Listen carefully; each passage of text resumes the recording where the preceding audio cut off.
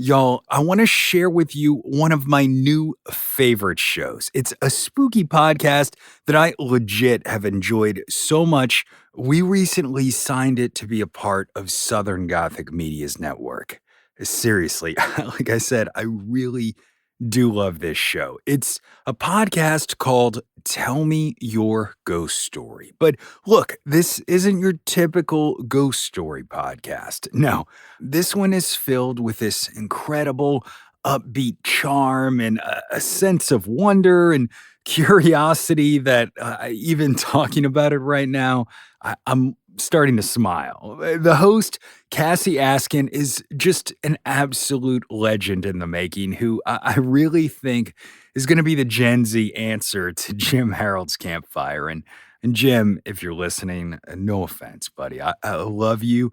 But when us oldsters move on, Cassie is going to be taking our place with Tell Me Your Ghost Story. Maybe even sooner than we want her to. But anyway, y'all, if you enjoy shows like Jim Harold's Campfire or Monsters Among Us, then Tell Me Your Ghost Story is absolutely up your alley. So without further ado, here's an episode of the show. And of course, if you enjoy it as much as I do, please go ahead and follow this fun, spooky podcast on your favorite podcasting app right now, today. That's Tell Me Your Ghost Story.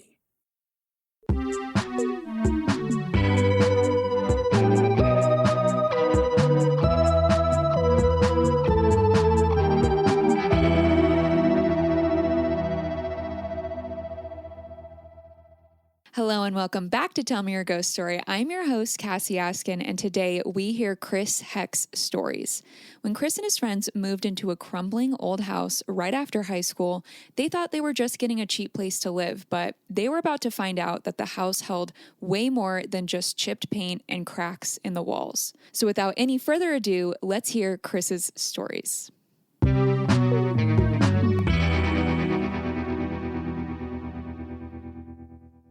Hey, Chris, tell me your ghost story. Hey, thank you. A great place to start is place. I grew up in a small town in Vermont, and I think growing up in New England, you're always kind of surrounded by a lot of ghost stories and paranormal things, and it's the land of Stephen King and Lovecraft, and it just kind of runs through us, I think, if you grow up in that area. And so I was always kind of surrounded by the paranormal and ghost stories and things, and always very curious about it, but never really had my own experiences growing up. Maybe interestingly, there was a town just sort of bordered mine that back in the late 1800s maybe was known as the spiritualism capital of the world, because there was so many seances and things going on in this little town. And so yeah, it was just kind of a normal thing, like my hometown is known for their Halloween parade. Like that's like the number one thing that the town is known for, so yeah, all that to say, I kind of grew up on it and was always very interested in it, but never really had any experiences to speak of. And then when I was around 18 or 19, I'd graduated high school. I was still kind of just drifting around my hometown, didn't go to college or anything. And a friend of mine was moving into a house, and he said, "Hey, I got an extra room. Would you be interested?" And it was an immediate yes. Let me get out of my parents' house for the first time in my life and sort of start living out on my own. It was a very old house, kind of dilapidated in a bad part of town. The front door had, like, you could see around it, like there was it wasn't sealed. The wind came inside and the paint was chipping off of it, and from what we had heard, it had been a drug house before we moved in there, so it had quite the reputation. But it had there was like a stone hitching post in the front yard, so I think that kind of tells you the age of the place, that there was something there for somebody to tie their horse to when they came to the house. And so yeah, we moved in, and a couple of young guys loving life. And the initial thing that sort of caught my attention, I guess, and I didn't pay much attention to it at first, was these knocking noises. So I would get woken up in the middle of the night by knocks, loud knocks in my room.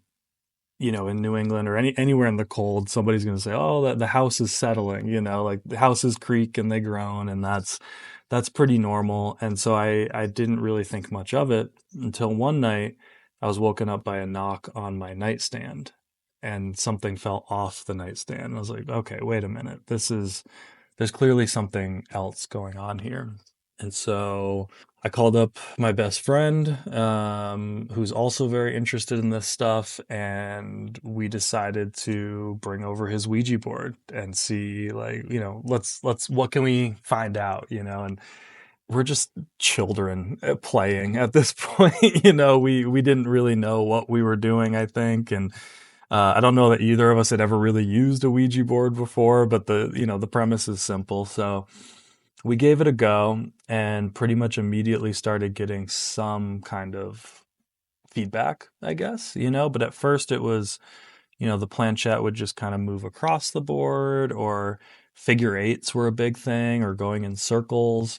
And that was exciting, but it was like, okay, what does that mean? Who knows? So we kind of kept at it, and over the course of the next few weeks or months, this kind of grew into a ritual for us. Like he'd come over on the weekend. Oftentimes we'd be having like little house parties. There'd be a bunch of people there, and we'd throw the Ouija board down and see what we could cook up. And the connection, it felt like, grew and kind of got stronger. And it would start to answer yes or no questions, and then spelling some small words. And eventually we could even we stopped, because a Ouija board is just, Parker Brothers toy, right? It has no magical essence to it. So we kind of were like, well, let's get rid of the board. And, somebody would throw a pack of cigarettes down on the table, and we'd use that as the planchette, and sort of yes or no with just any sort of random object. And a bunch of interesting stuff happened during those sessions. One thing that was really interesting was we would ask it whatever. I keep saying it because I don't know what we were really communicating with, but we would ask it to sort of do things for us, like little tasks or little like prove yourself kind of stuff. But what was interesting is how it would sort of take that. Like, for instance, we would have our hands on the planchette or the pack of cigarettes or whatever it was, and we would say, "Oh, can you move that bottle at the other end of the table?"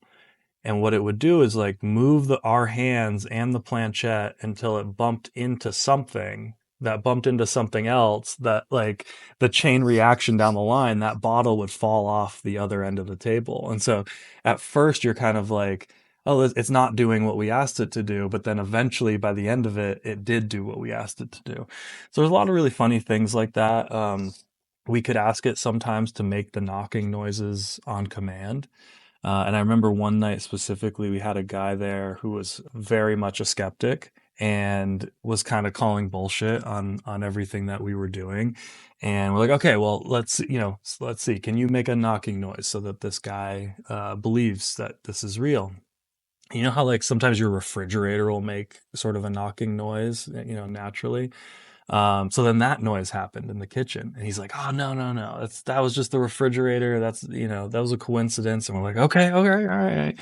Can you make another noise?" And again from the kitchen, it was sort of like if you had dented in a can and then it pops back out, that noise came from the kitchen. He's like, "No, it's a can. There's not, it's all bullshit." And we're like, "Okay, another coincidence? Like, sure. Can you please just once and for all show this guy that what you're doing is real?" And immediately, right under his feet on the floor, there was a knocking noise. And the guy sat back and was like, "Okay, all right, that's enough." So a lot of stuff like that happened. The couch moved one time with people sitting on it. There's all sorts of that sort of stuff. One thing that was really interesting, whenever we had people over, both bedrooms, my bedroom and the bathroom were upstairs. And so if you had to use the restroom, you had to go upstairs. And people would come back downstairs and see me and look a little confused, and they'd say, "Oh, I thought you were in your room." And I'd say, did you see somebody in my room? And they'd say, well, no, I didn't see any. I don't know why. I just thought you were in there. And so there was clearly like something with my room, because obviously I was hearing the knocking noises there and things like that. Something was going on. But we were just having the time of our lives. Like we were really enjoying this and experimenting, and it felt like the connection was kind of growing and growing. And so we had heard about something called automatic writing and decided one night to give that a go. And it was just me and my friend who had been trying all this stuff with. Everybody else had gone home for the night, and I was like, I really want to try this. And so we dimmed the lights, we lit the candles, we did all the stuff that the movies tell us you're supposed to do. And the way automatic writing works is you hold a pen onto a piece of paper, and you're supposed to be able to sort of channel whatever the spirit through you to write, and we were curious to see if that would maybe be more fruitful than the Ouija board and everything else had been. And so it was one of those things where people talk about time slowed down, and a minute felt like 10 minutes. It was really one of those sort of things. And I had the pen and my eyes were closed and I was holding it. I think if I remember correctly, we would kind of take turns asking questions. And at first it just kind of did like a big line, and I was like, okay, this is really weird. And while that was happening on my forearm, I got this sensation, this feeling of sort of tingly and warm. And it was literally like the size of a hand. Like it was like someone's hand was on my forearm and I could feel it, and it was warm and it was tingly. And no pressure or anything like that, but just it was about the size of a hand. So anyways, I get a line and we ask a few more questions. There's maybe some doodles. It starts doing figure eights, which it had done with the Ouija board. It starts doing circles, all the same things. We were kind of going through that same process that we had gone through. And then eventually started writing some words and even did some doodles, like little pictures and things. I think it had mentioned the state of Washington at one point, and I was like, okay, I can't think of, I don't know what the state of Washington, I couldn't draw the state of Washington for you. So I was like, well, draw the state, and it drew it. And then we checked it and it was like, wow, that actually really looks like the shape of the state of Washington. So, which, I think you could argue, is it back in my subconscious somewhere and all of this could be me, perhaps. But the cursive was, I think, the most interesting part. Obviously I learned cursive in school, but I don't, like most people, I don't use cursive anymore. And besides writing my name maybe. And so my cursive is gone basically. And this thing was writing in cursive, and much better than I could, and in a different handwriting than I have. So I found that to be really interesting. And so we were asking it questions, and at one point it's trying to, I could tell it was trying to write something, but it couldn't quite get it out. And so it would write like arise, like ARISE, and then like R died, and then our side, and then eventually it wrote our side, like OURSIDE. And so I asked it, oh, are you saying our side? Is that the final, have you figured out how to say this? And it wrote in clear handwriting that was not my own, Chris Heck, leave everybody, our side. And that, Chris Heck, that's my name. Like, that's my full name, So this, whatever this is, knows my government name and is saying, leave everybody, our side. And I was like, I don't know how to take that. I don't know what that is. That a premonition, a command, I'm not sure what to really make of that. So we were pretty blown away by the automatic writing, and that was kind of the peak of our experimentation and things like that. And so through all of this, I was always very close with my grandmother. She was a very open-minded person, and she was one of those people who was, I think, a little connected to the other side. She always kind of knew who was calling before the phone rang and that sort of thing. And so I'd visit with her pretty frequently, and was kind of telling her always about these things that we were trying and what I was experiencing. And she was very curious about it, but she was also very Catholic. And so I think there was a part of her that was also a little hey, you're maybe messing with some stuff here, and you might need some protection. And so she sent me home with a crucifix. Not exactly my cup of tea, but it's like, it's my grandma. I'm not gonna say like, no, grandma, keep your crucifix. So I brought it home and I hung it over my bed, and I was like, all right, that looks kind of cool, and and didn't think much of it.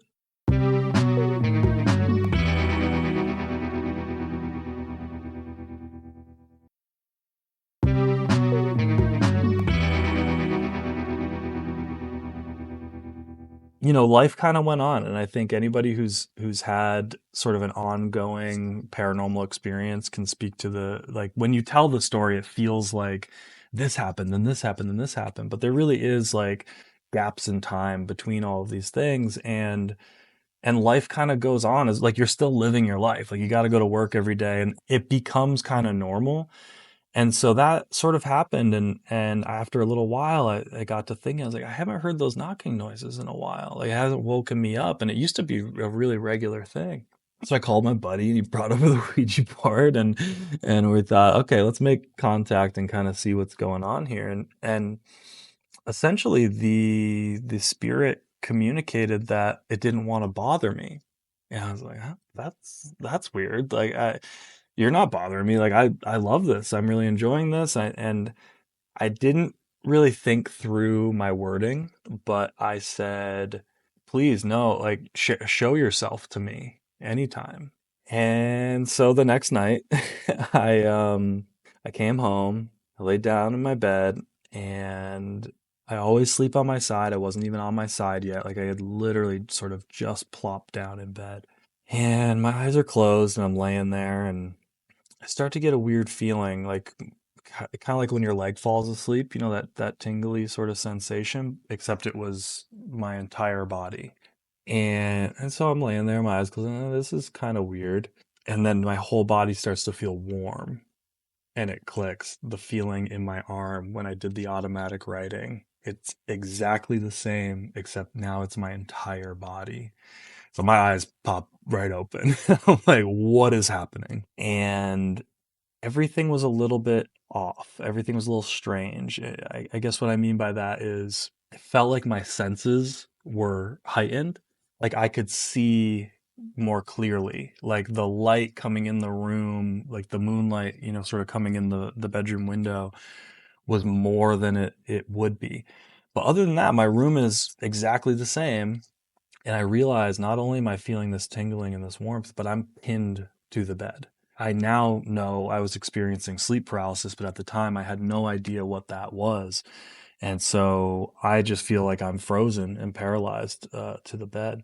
So I'm laying there and strangely not feeling afraid. I think was just more so kind of digesting all of it as it was happening. And I start sort of surveying my room. Directly across from me is my bedroom door, and next to the door, there's a shadow about the size of a person. And so I'm laying there and I'm looking at it, and I'm thinking to myself, what's cast? There's nothing there to cast the shadow. There's nothing between the window and the wall. And so as I'm looking at it and trying to figure out what it is, it turns as though it was a person facing the wall, and it slowly turns around to face me. And as it turns, it reveals a pure white face, empty eye sockets, and the shadow sort of went up over its head, almost like a hood or something, and then sort of draped down. So I couldn't see arms and legs, and it just was a pale white face, empty eyes, and this shadow that sort of hung over it. So I'm laying there looking at it. It's looking at me. Again, it feels like time slows down. It was probably only a few moments, but it felt like a really long time. Again, strangely, I wasn't scared. It's almost scarier telling the story than I felt in the moment. I didn't feel any fear of it, and immediately was like, "Oh shit, this is my ghost." This is who we've been communicating with. This is who's been making the knocks. And so I'm laying there, I'm looking at it, it's looking at me, and I don't know if I went to say something, to my roommate in the other room to get his attention, or if I was trying to say something to the spirit or what, but As soon as I tried to make a noise, it didn't even really escape me, and that feeling in my body just stopped, just like that. And I kind of shuddered. I look back, the room is completely normal. My eyesight's back to normal, and it's gone. I moved out not long after that, just circumstances, not because of the spirit or anything. But I think there's a couple of interesting sort of addendums to the story. One, I ended up moving across the country. I live in California now, but I go home back to my hometown pretty frequently, and I was there once, and I was at a bar with my friend who we used to do the Ouija board stuff with, and he said, "Hey man, I want to introduce you to somebody," and he introduces me to this woman. And he goes, "Tell him your address." And she kind of gives him a weird look, like, "Why am I going to tell this stranger my address?" And she says it, and I'm like, "Oh, it's our old house." And so I said, "Yeah, I'm just curious, have you guys ever had any sort of weird experience?" I didn't want to say too much. I wanted to see what she would say without me planting any seed. And she said, "No, we haven't had anything like that. Actually, there is something strange. Anytime somebody goes up to use the bathroom upstairs, when they come back down, they say they thought that somebody was in that smaller bedroom." And I go, "Oh, I got a story for you." The other interesting ending to the story, I think that maybe gives it a lot more context, at least for me. I kind of keep tabs on my hometown through this Facebook group where they post a lot of like the historical stuff, like, "Oh, this was the marching band in 1956 or whatever," and somebody will post a newspaper clipping, and so I was on there one day, and somebody posted a photo of the building next door to my old house. It's this old brick warehousey sort of building. And it turns out that building was the first Catholic church in our town. And I had no idea. Now it just looks like an old rundown warehouse. And so I thought, oh, that's really interesting. And I start looking through the comments to see if there's any more information that anybody's adding. And one woman says, the two houses next door, my house included, that's where the nuns used to live from the church. And then she adds, the story goes, one of those nuns was killed in the house. And so it all kind of clicked into place for me. My grandmother's crucifix, it not wanting to bother me, the pale face, the sort of black up over the head and it hangs down. And, it was a really fascinating time. I've had sleep paralysis since then, but it's never, ever, ever been anything like that. It feels like this strange cross pollination of sleep paralysis and a ghost story, a ghost encounter. I felt like having grown up where I grew up and all the stories that you hear is like, okay, I finally have my own ghost story now. And I've never really known quite what to make of that. I've got some theories, I guess. The more that I've looked into sleep paralysis and heard a lot of other people's stories, there's all sorts of overlap and really interesting things that are like these commonalities that happen between us. And science has their explanation of it, and I think the resounding theory is that essentially it's the opposite of sleepwalking. Rather than your body waking up but your mind being asleep, your mind has woken up but your body's still asleep, and your brain is creating images to scare you awake because you could be in a dangerous situation. Like the lion could be coming into the cave at any minute, so we need to wake you up. And part of me, when I first heard that, I was like, "Oh, okay, that makes perfect sense." But then the more I looked into the phenomena, it's like, no, it doesn't really account for everything, and there's so many unusual things that happen with sleep paralysis. But I had one last Christmas. I was again back in my hometown, visiting my family for Christmas, and I was staying at my grandfather's house. And a common thing with sleep paralysis is people being on their back, much like I was in the other one. But this night I was asleep on my side. I remember kind of waking up and rolling over onto my back, and it was like a magnet sort of like sucked me onto my back. And now I'm on my back. I'm in the paralysis. Again, my vision is heightened. That's a common thing for me. Every time I've had sleep paralysis, my senses sort of feel like they're extra heightened. I did see a shadow person, which has been a common thing for me with sleep paralysis. And every other encounter I've had during sleep paralysis has been terrifying in the moment and after the moment versus, this ghost story, it wasn't scary. I didn't feel fear in the moment. But where it got really interesting is when the paralysis ended, I was sort of flipped back into my body on my side, and I realized I had never actually left my side. My body had been laying on its side the entire time. And so that's led me to believe that I think sleep paralysis, my very unscientific explanation is you're actually having an out of body experience. I think that your consciousness is leaving your body. And so the reason why you can't control you can't move is because you're not in there. That to me opens up, was I able to see the spirit because of that sleep paralysis experience? Because my consciousness was outside of my physical form, is that what allowed me to have that experience? And so if I start to believe that and believe that that spirit is really there and I really saw that, then what does that say about shadow people that we experience with sleep paralysis? Are they really there to some extent, and we're only able to experience them when we're having that out of body experience? So I'm curious about it. It's one of those things, like, I struggle to, like, how deep do I dive into this? Because the more you do, the more you have these terrifying experiences. But I've been very curious about it and learning more about others and what they're experiencing. And it's a really strange phenomenon.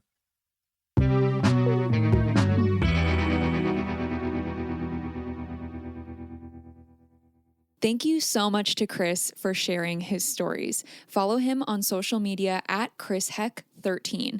Chris is currently making his first feature film, The Savage State. Details on that will be in the description of this episode.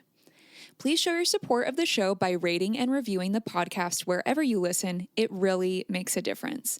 Find photos from the show on Instagram at Tell Me Your Ghost Story Podcast, and find me on TikTok at Tell Me Your Ghost Story Pod. If you have a true paranormal story you'd like to share, please email it to tellmeyourghoststorypodcast@gmail.com. Until next time, my friends, good night to all, and to all, good night. Bye!